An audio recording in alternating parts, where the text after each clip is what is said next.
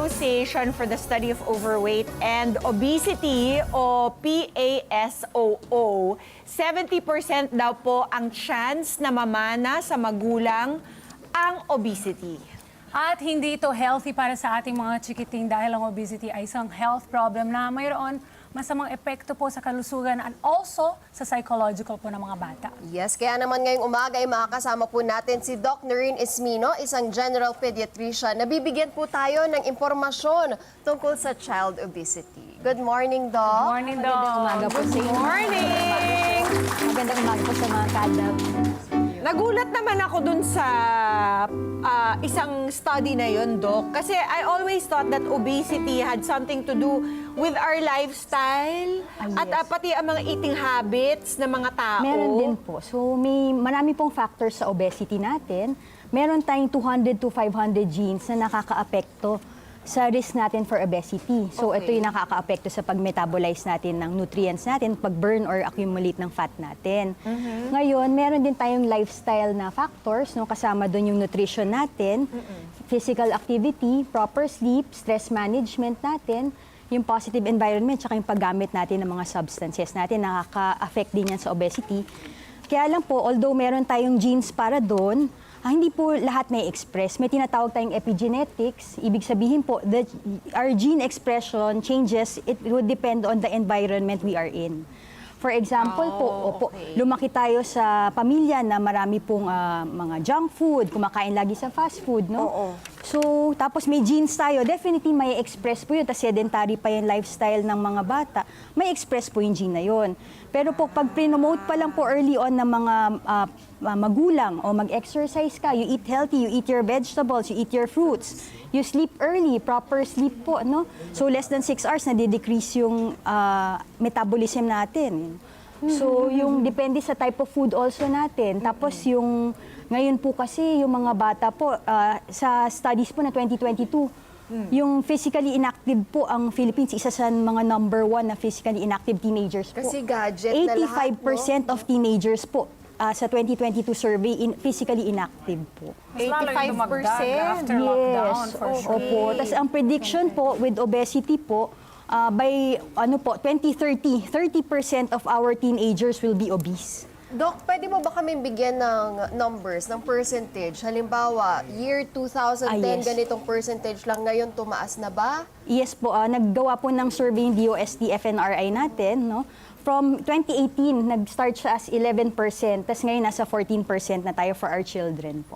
So tumaas talaga. Yun nga po, by 2030, predicted po, 30% na mga children natin, 30%. From teenagers onwards. Yeah, teenagers onwards, 30% po magiging obese na po. So we need to curb po talaga. Totoo, Doc. Mabuti at napag-usapan natin to para ma-aware ang ating mga Yes, parents opo. of these dangers. Opo. Pero, alamin muna natin, kailan ba natin masasabi na obese ang ating anak versus overweight lang siya Opo. or medyo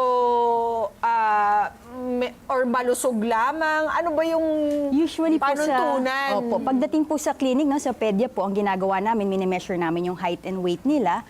Tapos pinaplot po namin yan. May Z-score, may body mass index po natin. Yes, BMI po. More than 85 percentile po is considered overweight. More than 95 po or more than 2 standard deviation is considered po obese.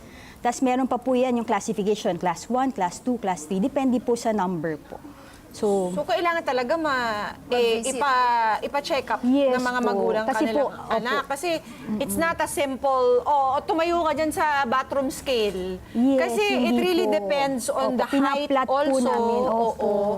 At saka yun na nga, yung BMI, yung body mass index. Pag-usapan din natin, Doc, yung sabi mo, minsan it's genetic, minsan it's not, di ba? Oh, Kasi yes, opo. epigenetics, your DNA will respond differently Yes. to how you live your life. Yes, how you live your Ngayon, life. kailangan din natin i-educate din ng parents. Kasi kung yes. nakasanayan na nila kumain ng marami na mga, di ba, yung mga Opo, prito, tama ganyan, po. ganun din ang mangyayari sa bata. Yun nga po, it starts in the family, in school, so you lead through example. Tama. So kung sa bahay pa lang, may nakita kayo mga junk food, mga matataas ang sugar content, so mga tinatawag natin empty calories, yung calorie dense na pagkain natin, tatanggalin na po natin yun. Tatanggalin Tapos, natin yun. sabi ko nga po, lead through example. Or pwede bang regulated? Regulated, yes. Pwede naman po. Teka Kasi yung sustainable po, mas important. Ganyan. Pwede po parang may reward day once a week. Yes, pwede po. Huwag naman yung buong bag, di ba? Pwede naman po. Kasi ang goal mo is sustainability eh. Correct. Pero Doc, eto para talagang sadyain talaga nila yung pagkokontrol ng kinakain ng kanilang mga anak. Ano ba yung mga posibleng mangyari sa kanilang mga anak at sa kanilang kalusugan kapag naging obese na? So, ang pag isang bata. 2 years old ka pa lang, obese ka na, 40% chance obese ka na pagtanda mo. 50% risk ang chance mo magkaroon ka ng diabetes. 40% chance magkaroon ka ng hypertension. 30% chance pwede ka magkaroon ng hypercholesterolemia. So, may mga sakit din na pwede mong makuha. No? Bukod po dun sa diabetes, hypertension, hypercholesterolemia, pwede kang magka-sleep apnea, osteoarthritis. Yung anxiety natin, depression natin, yun, nagmamatter din po yung mga ganun. Oo nga, si Amiga was asking, why does it affect even our psychological well-being? Yung pagiging Yes, obese. Because siguro, I can imagine, siguro baka tuksuhin sa school. Yes, isa na po yan, yung self-image natin, yung self-esteem natin, very important yan early on, di ba po? So, kumbaga, siyempre sa society natin, yung pressure din po to be thinner, Di ba? medyo grabe din po yung pressure. be body shamed. Yes, to be body shamed. So, yun po, yung pressure po nun sa mga bata, no, as early as yung mga 7 years old namin, gusto kong magda-diet na ako kasi parang K-pop daw po kasi yun yung uso ngayon. So, ang grabe po yung pressure sa mga kabataan to maintain the weight.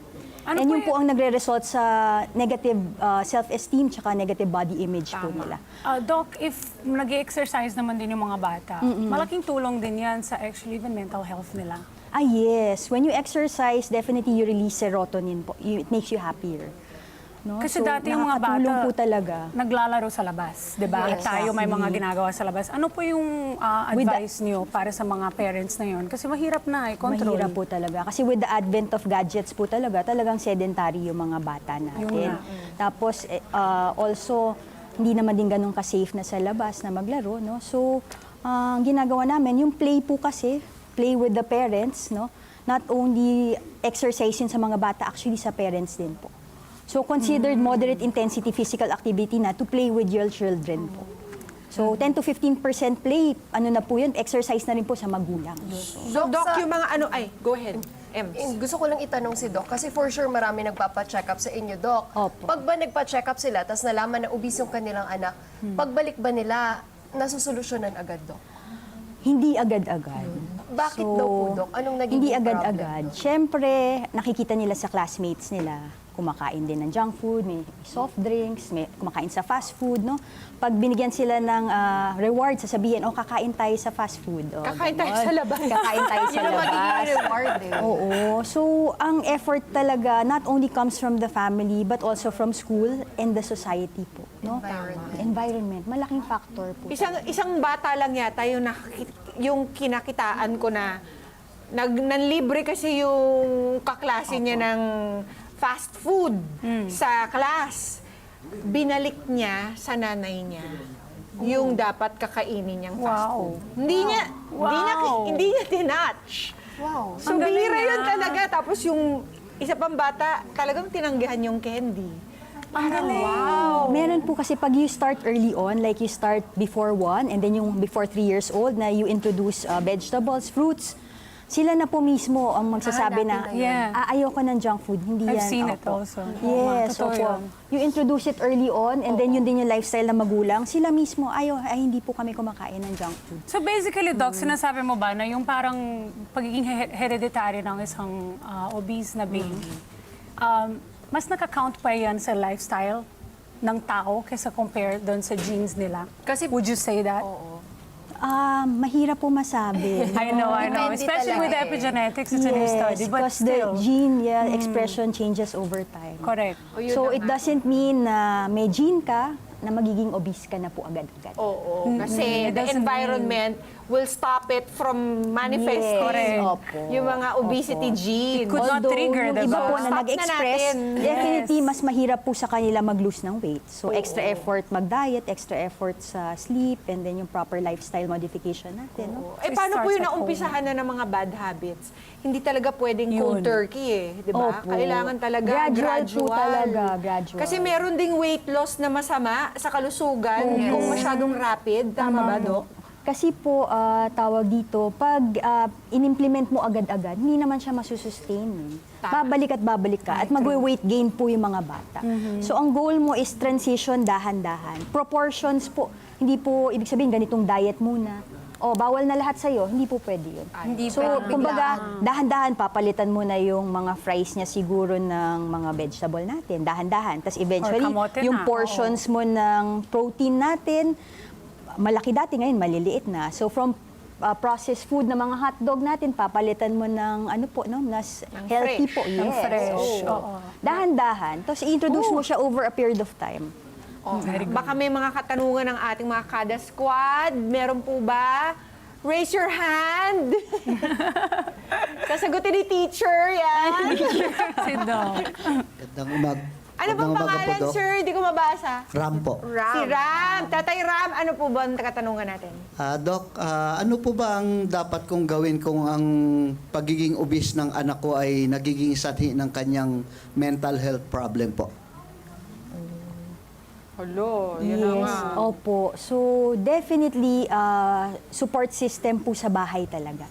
First, you need to rule out yung mga medical conditions natin like PCOS, hypothyroidism. Yes. Opo. Second, it starts nga po sa bahay. So, definitely, support system po eh. So, tatanggalin nyo na lahat.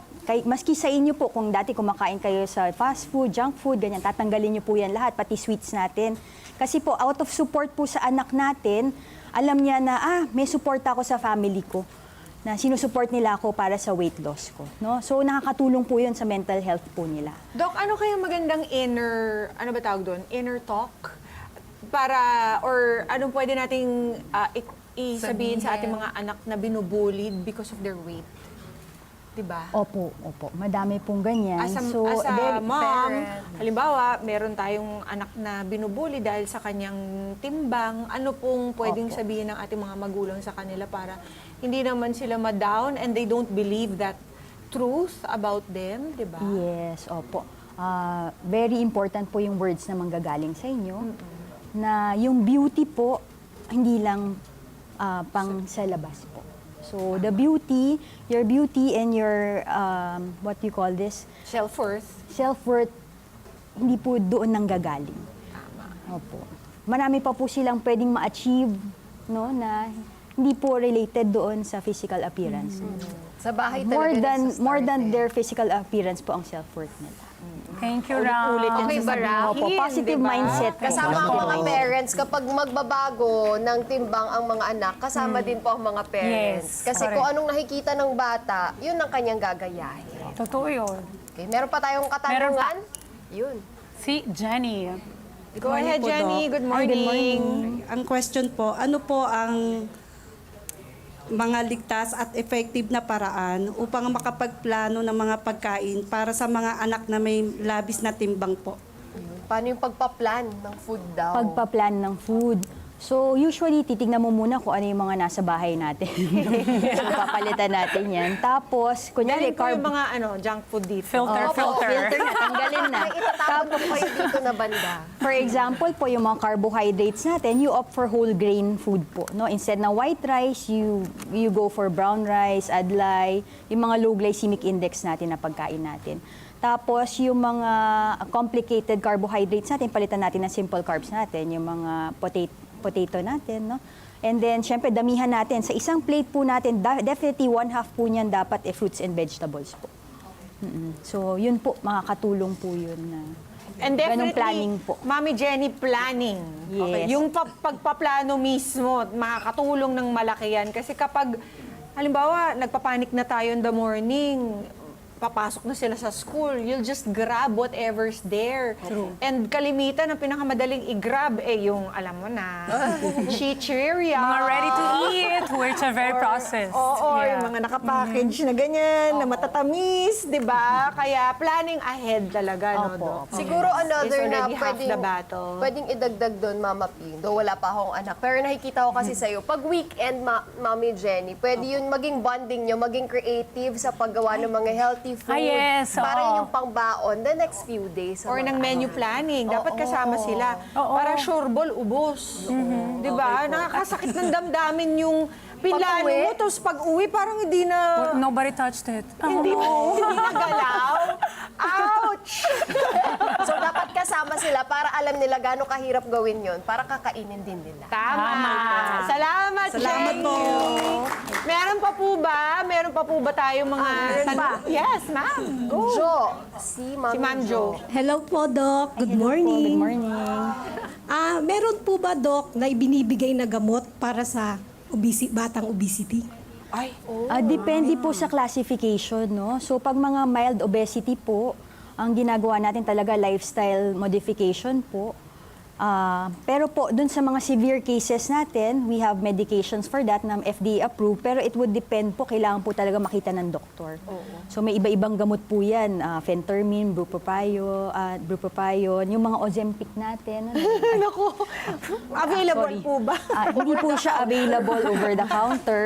Let's not make it Hindi sikat po, here. opo, hindi po advisable. It's because, tawag dito, for severe obesity lang po siya. So, it would depend din po, case per case basis po. So, kung may risk kayo for diabetes, cancer, hindi po siya advisable. Idagdag ko na rin siguro, Doc, no, Mami Jo. Kasi marami na ngayon yung sa ano natin parang sa market yung mga pampabawas ng timbang, Yes. ganyan. Ano kayang ma-advise mo sa kanila, Doc? Kasi baka mamaya yun yung bilin nila para agad-agad mag-lose ng weight yung Opo. mga anak nila. So, sa studies po kasi, no, actually, yung iba pong mga gamot na yan, hindi pa po studied yan. Konti lang po ang FDA approved, yun nga po, kailangan ma-check pa ng doktor. Hindi natin So, alam may yung psychological assessment yan, tapos kailangan din po, i-check din po for other diseases po, bago yun ibigay. Tapos yung mga available po sa market, madalas hindi po FDA approved, so delikado po, hindi po siya studied. Yung mga FDA approved lang po, yung naaral po. Pati yung mga adverse effect nila naaral. Opo, pero bihirang-bihira po yan. Tapos ang sabi po sa studies na pag medication alone, hindi siya ganun ka-effective. If gusto mo siya maging effective, medication with lifestyle modification po, in 1 year's time, 10 to 15%, pwede mo malose yung weight mo for severe obesity po. Pero pag medication alone, hindi po siya sustainable. Babalik din po yung weight talaga. Maraming salamat, Mami Jo. Thank you, Ma'am Josephine. Ayan Not just for kids yung payo ni Doc, ha? Para Even for everyone sa lahat. ha? Oo. Okay, kaya Doc, for further consultation, maaari po bang ibigay ang inyong mga contact details or social media handles? If meron. Opo. May Facebook page po kami sa Esmino Clinic. Nagpa-practice po ako sa Batasan and Montalban area at sa San Mateo Medical Center po. Thank you so much. Maraming salamat, Doc. So, hindi na pala maganda yung ini-encourage nating patabain yung mga anak natin, ano? Dati kasi talagang, payat mo na, Dati, pakainin pa cute. yan. Mama P, as parent, maganda ba yung nasasarapan kang tignan pag masarap kumain yung anak mo? Oo, pero syempre, gusto mo rin, because we are so in the know now, well-informed na kasi tayo, alam Yeah. natin kung ano yung papakain sa kanilang masarap. Talagang nililecturean ko yung mga yan. Yun ang kailangan. Galing. Tapos binabalik sa akin. Okay. May natutunan. At marami po kami natutunan sa inyo. Maraming Thank you, Doc. Thank you po. Thank you. At tuloy-tuloy lamang po ang masayang kwentuhan. Kaya dyan lang po kayo magbabalik agad-agad ang Kada